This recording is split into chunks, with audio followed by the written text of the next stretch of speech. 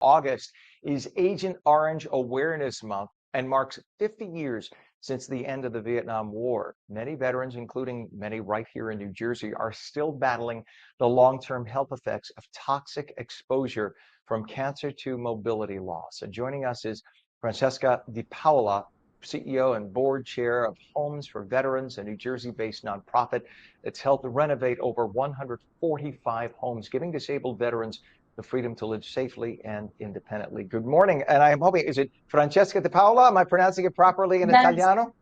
absolutely, that's correct. You got it. Perfecto. Your family would say, he's a nice boy. He knows how to pronounce it. Not that they talk like that. I'm just projecting. No, you're There we so go. right. You're so right. My There we go. my Hey, dad actually founded the organization, so the last name, is it's a legacy. amen. And this is coming from a guy named Rosato, just for the record. So that's why I do that. What should, in my generation, I'm 58. So I was raised in the Vietnam era. I was born in 1967. That was at the, toward the mid end of the Vietnam era. And of course, in the 70s, as we were bringing the troops home, so many of them so damaged from what they saw and what they experienced, and physically what they experienced. What do people who don't realize what went on, what do they need to know about Agent Orange and how it continues to affect veterans even decades after the Vietnam War? It's so surprising that many people, especially younger people, have never even heard of Agent Orange. So, Agent Orange was a herbicide that they used during the war to clear a lot of the bushes and trees to expose the enemy, and that herbicide ended up being very toxic. So there was some immediate effects. There's some cancers and things that people realized, the VA realized early on. Now we're seeing even more long-term effects 30, 40, 50 years later.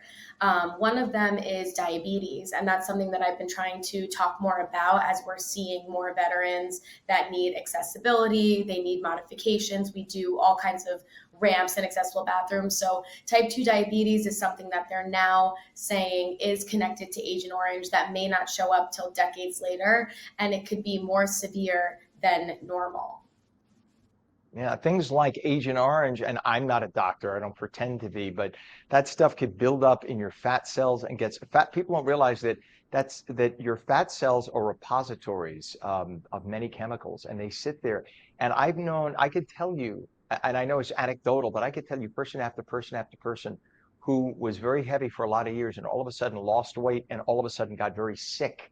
And I don't mean momentarily, I mean cancer, et cetera, et cetera, et cetera. And all they can say is, 30 years ago, I was around such and such for years.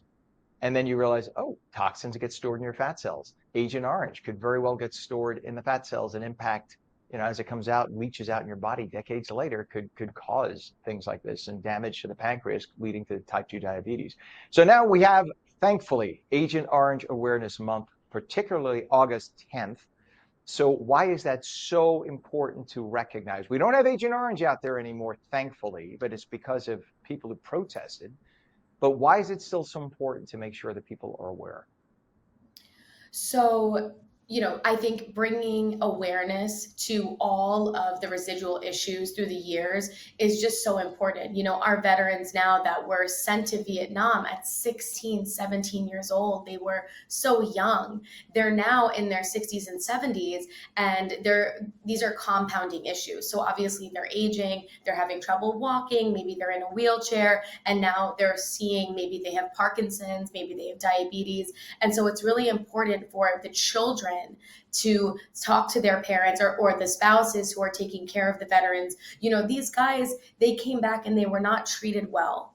And they are traumatized from the way that they were treated when they returned. So many of them did not ask for help upon their return. They came back, they got jobs, and they worked really hard to build great families. And I see this every day with the work that we do through Homes for Veterans.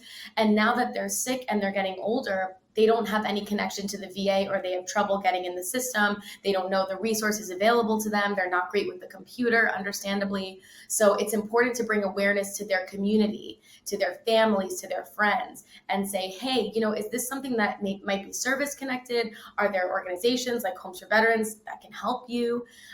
Because they've never asked for anything. There's so many veterans from that era that say, oh no, that's for somebody, those resources are for somebody in a worse situation than me.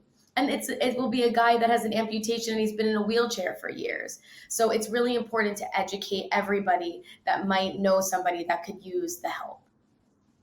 It just defines how selfless they are, how giving of, I mean, to sacrifice your life to go over there at 16 and 17 when kids, think about it, kids today at 16 and 17 are in the basement playing video games. And back then they were volunteering. And by the way, a lot of people don't realize that, there was a mandatory draft back then.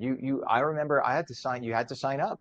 And then you got called up and people would cower and say, oh, is my number going to come up? But there were people like I'm sure your dad was like, call me, come on, bring me in. I want to come and I want to help out. And that's just, we had just so many brave Americans, and many of them came back so challenged, but nonetheless, their spirit never changed. And your dad, let's talk about dad. He started, as you said, Homes for Veterans.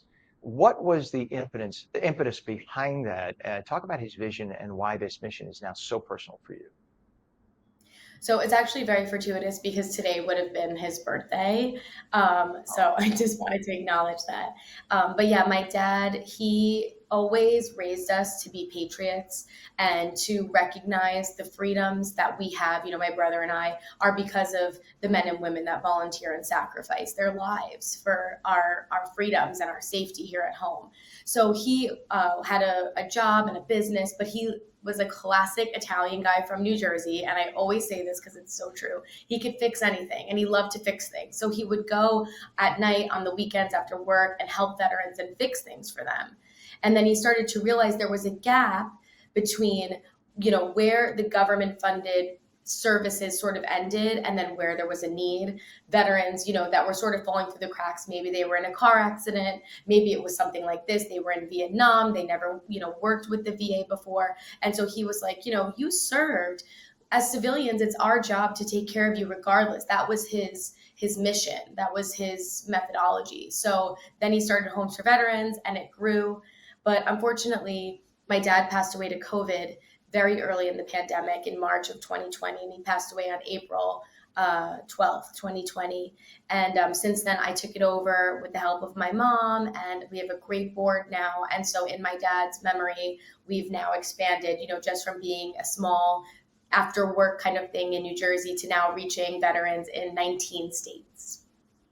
And what a great legacy that he left you and you are leaving. I'm sure Dad is smiling down, and may he rest in peace. Dad is smiling down on you for what you're doing.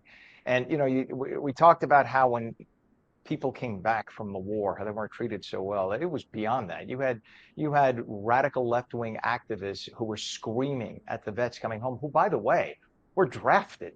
They didn't have a choice. I mean, the left wing, the hippie communists in the United States back then, they were fleeing to Canada. How brave! So that you had the right to protest and scream and spit at these people. You fled to Canada to save your ass, while these poor guys went off and fought and got their legs blown off and had Agent Orange contamination. And then when they came back, you had the nerve to come here and protest them. It was the left in the United States then. And I'm not going to draw you into the politics, but the left was as disgusting then as they are now. They are anti-American. I don't make a secret of where I stand politically on this show. I'm just tired of it, and I'm sure many people are as well. The left, there are ways, if you disagree with things in this country, there are ways to deal with it. And spitting at, protesting, throwing rocks at people who were drafted is not the way to do it. Let's talk about we have about 30 seconds left here. I want you to just mention some of the things Home for Veterans provides. You change their homes, right? To make their homes more accessible for them. Yes. So anything they need to make the home safe and accessible, we will do. We will do ramps, we will do stair lifts, we will do accessible bathrooms, wheel-in showers, pull down the cabinets in the kitchen. We've done accessible porches, anything to make them safe and to make their lives easier and their caretakers' lives easier, we will do it. And we do prioritize female veterans and we prioritize New Jersey veterans. And then after that, it's first come, first serve in all 50 states. Beautiful. And how can viewers support your work or get involved with Homes for Veterans? What's a website? You can find us at homesforveterans.us, and you can use the contact form on there to reach out. You can make donations on the website. If you need help, there's the application on the website. And if you need anything or you want to participate, homesforveterans.us. All right. Francesca DiPaola, CEO and board chair of Homes for Veterans. Your dad, I'm sure, is giving a big smile from heaven, very proud of his daughter. Thank you so much for joining us this morning. God bless you and the organization. Thank you for having me. You bet. Come back anytime.